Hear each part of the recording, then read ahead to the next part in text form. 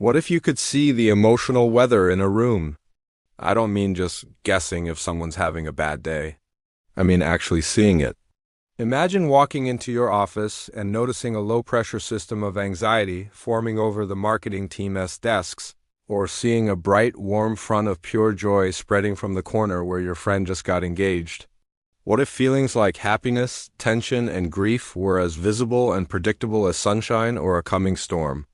This is the idea of an emotional forecast. A world where the inner landscapes of our minds are painted across the very air we breathe.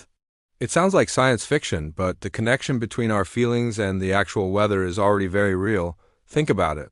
How many times have you felt a little down on a gloomy, rainy day, or felt your spirits lift the moment the sun breaks through the clouds? This isn't just a coincidence. Scientific studies have shown real links between weather patterns and human mood. Seasonal affective disorder, or SAD, is a well-known example where the lack of sunlight during winter months can lead to depression. Conversely, exposure to sunlight boosts our production of serotonin, the feel-good hormone. So, our core concept isn't entirely detached from reality. We already live in a world where the atmosphere outside influences the atmosphere inside us.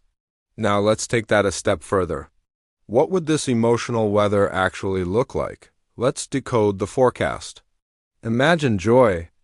It wouldn't just be a smile. It would be a tangible, visible warmth. A soft golden sunlight that seems to emanate from a person, casting a gentle glow on everything around them. When a whole group of people are happy, the room would feel like a perfect summer's day, bright, warm, and full of life. You could literally bask in someone else's good mood. Then there's grief. Grief wouldn't be a storm, not necessarily. It might manifest as a quiet, gentle rain. A cool, cleansing shower that might seem somber but is also essential for growth. It's the kind of rain that makes the world feel still and reflective. You could see this gentle precipitation around a friend who's going through a loss, and you'd know, without a word, that they need comfort, not forced cheerfulness. It's a quiet acknowledgement of their inner world. And what about tension or anger? That's the storm. You'd see the air itself begin to crackle with static electricity. The atmosphere would become heavy, oppressive, like the air before a thunderstorm. Flashes of red, like distant lightning, might flicker around a person simmering with frustration. An argument wouldn't just be loud. It would be a visible tempest in the room, with swirling, dark clouds of conflict and sharp, biting winds of harsh words. You'd feel the barometric pressure of the room drop, a clear signal to either tread carefully or get out of the way.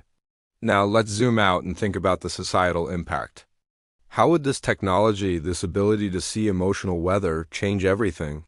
Our daily interactions would be completely transformed. Imagine a business meeting. The leader could see a fog of confusion descending as they explain a new strategy. They'd know immediately to stop, clarify, and ensure everyone is on the same page. They could also see sparks of creative inspiration, little bursts of bright, sunny energy, and know exactly who to call on for a new idea. It could make workplaces more efficient and collaborative. But it also has a darker side. Would we use this information to our advantage?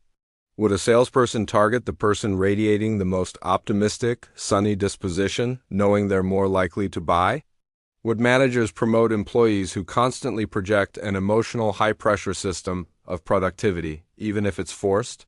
It could create a new, unspoken pressure to always project the right kind of weather, to hide our personal rain clouds and storms behind a facade of manufactured sunshine. This could lead to a whole new form of social anxiety, a fear of being judged not for what we do, but for how our inner weather looks to others. What about our personal relationships? On one hand, it could breed incredible empathy. You would literally see the storm of stress your partner is carrying home from work and instinctively know they need space or a hug, not a barrage of questions. You could see the gentle rain of sadness around your child and understand they need your quiet presence. It would take so much guesswork out of caring for the people we love. We'd become more attuned, more responsive, more connected, but would it also destroy privacy?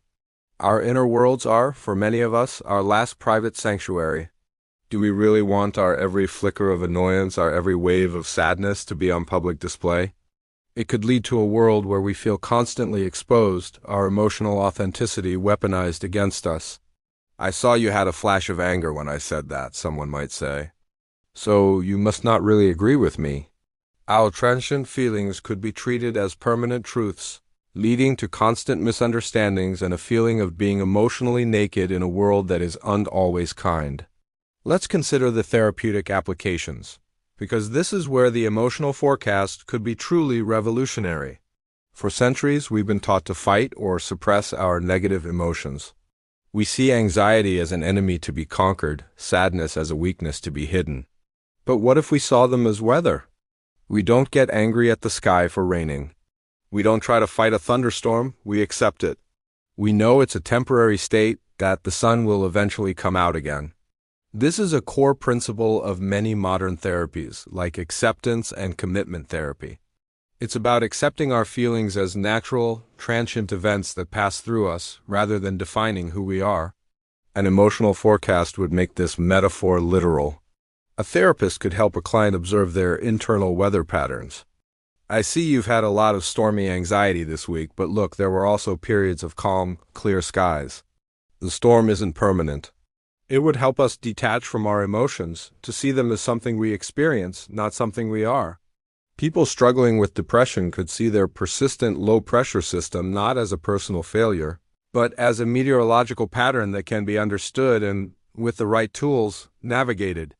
It could help us develop a new language for mental health, one that is less about judgment and more about observation and acceptance. We could learn to be our own emotional meteorologists, understanding our personal climates, recognizing the signs of an approaching storm, and learning how to prepare for it not by stopping the rain, but by grabbing an umbrella. So we're left with this incredible, complicated vision of a new world. A world with more empathy but potentially less privacy.